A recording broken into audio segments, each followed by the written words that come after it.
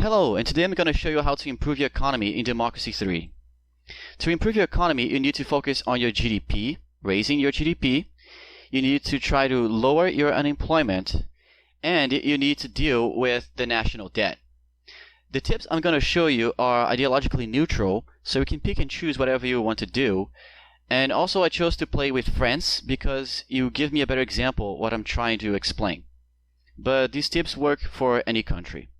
So first, let's take a look at the national debt, because if your debt gets too high, your economy will start to tumble. So you need to keep your debt under control. Usually you can keep running a deficit for a long time until your interest rates start to rise a lot. But I'm going to show you how to take care of the debt in ways that demand low political capital. So as you can see, in most countries, the biggest expenditure is state pensions. In the United States, if I'm not mistaken, is military expenditure, but the second one is state pensions. Here in France, you can see that the biggest one is state pensions, and then it's the state health service. Surprisingly, in Democracy 3, it's actually easy to lower the state pensions. And that's the first thing I do, is to just go to state pensions and lower it the most possible. I try to lower it a lot. I'll leave just a little bit, and then I'll apply changes. You can see that to lower it costs just 26 political capital, and I was born with 27, so I can do this in the first round. So I'm gonna lower the state pensions. So let's go to the next round. Okay, so as you can see, now I have a surplus of 18 billion euros. As you can see here, the expenditure has gone down. Now I have a surplus. Okay, so now I have enough political capital to raise the petrol tax. So I can raise the petrol tax to get more money, but you need to be careful to not start to hurt your GDP. You see, if I start to get too high, you start to hurt my GDP a lot. When you get past 40% on the petrol tax, it starts to hurt your GDP. So I advise you to put at 40%. The petrol tax is good because it will also help you with traffic and the environment. It will lower traffic and improve your environment at the same time, which also improves the economy. So do that. But as you can see, after I lowered my state pensions, a new situation has developed. Now I have a general strike, and that will really hurt your economy. But there's an easy way to get rid of a general strike. You just have to give something to the poor, and the easiest way to do that is to give them food stamps. I think this is also good to improve inequality. So let's give them food stamps and hope that they will stop the general strike. I'll put it at maximum. It's not very expensive. And in 1 or 2 rounds, the situation must stop. Also, if you need to, you can raise your income tax. You can see in France it's very high. But I usually just change the income tax when I have no other choice and I need money right now, lots of money to deal with the debt. So if you need to, you can change your income tax. You can see it costs a medium-sized political capital. But I'm not going to do this right now. I'll go to the next round. Let's see. As you can see, the general strike now is in its way to end because of the new food stamps. So now let's focus on actually growing our GDP and lowering our unemployment. As you can see, GDP affects everything in the economy, and the relationship with unemployment is inversely proportional. So if you increase your GDP, your unemployment will go down. And the best way to increase your GDP is to increase your productivity. A high productivity is what makes a country become rich. So as you can see, we can take a look at what is hurting our productivity. Labor laws, minus 3%. Maternity leave as minus 9%. Health, minus 12%. Education is improving. Technology can increase your productivity. Unemployment, alcohol consumption can decrease your productivity. And let's do this one by one. Labor laws in France are very high. As you can see, productivity has minus 3%. So let's decrease that to actually give us a boost in productivity. You don't need to actually give you a boost. You can just get rid of the deficit in your productivity. You see now it's almost 0% change. You also don't want to make labor laws too low, because otherwise a working week will grow very, very fast. And you can even create another general strike. So be careful with that. Lower enough so your productivity deficit is neutralized, but don't give yourself a bonus on general strikes or doctor strikes. So just put somewhere in the middle. Now let's go to maternity leave. Maternity leave is kind of high, and it's giving us a big deficit in our productivity. So I'll lower that. I think you can put it as low as possible. Again, this tip is ideologically neutral, so I just lower the best I can. Actually, I'll get rid of the policy. Just cancel the policy, because if I lower, I still have minus 4% penalty. So instead, I'll just get rid of this policy entirely. Now I'll go to the next round. Okay, so before going to health and education, I'll focus on technology, because this is a big factor in productivity.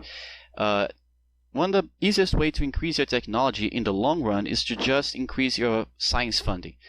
I usually put this at maximum as possible. Another thing you can do to improve your technology is to go to your economic policies and get the technology grants. Implement this the most you can. As you can see, it will also help decrease unemployment. It will increase your technology, your productivity, and your GDP. So put it at maximum. Now the general strike is at end, as you can see. Okay, so now let's focus on increasing our health. Health is giving us a minus 12% penalty.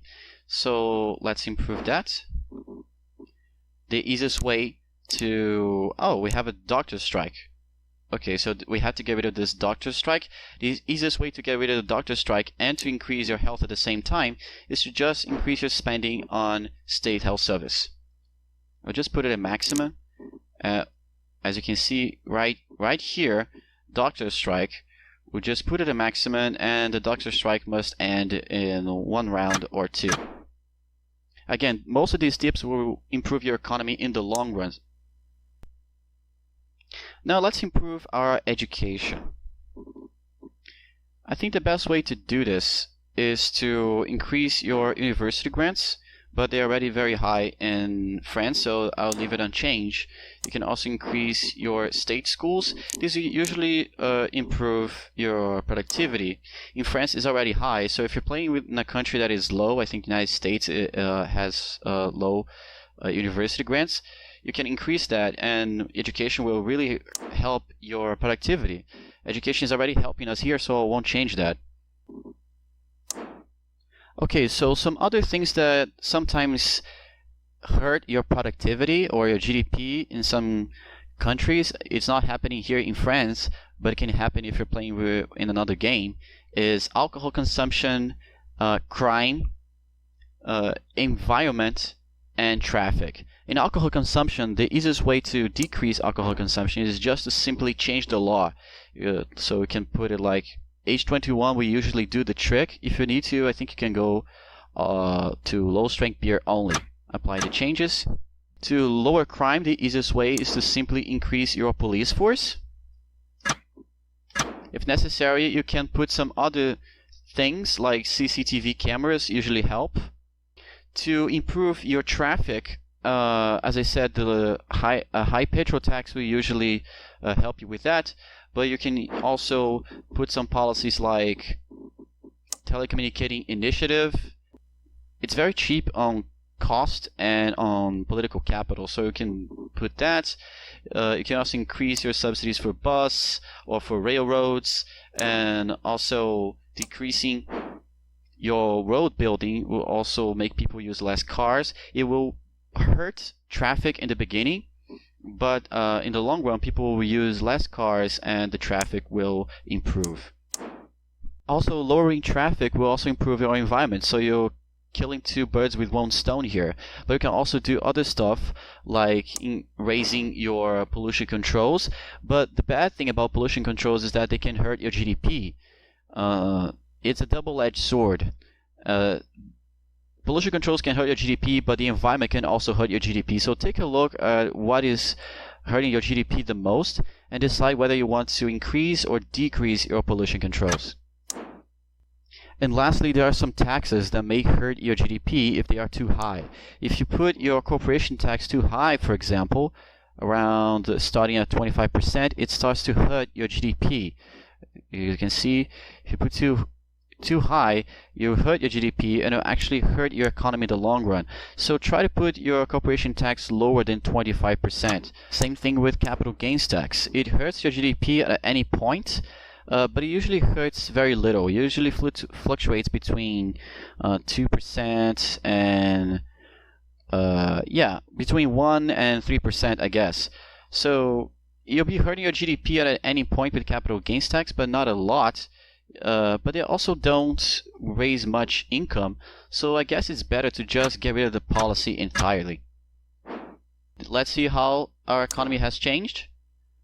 We had a dip with the general strike 2 times, but it has improved since then. In the long run, I think it will get better. Let's look at the unemployment. Yeah, unemployment is down, as you can see, with science funding and state health service, police. Productivity is also going up with lower labor laws, no maternity leave, and improved technology grants.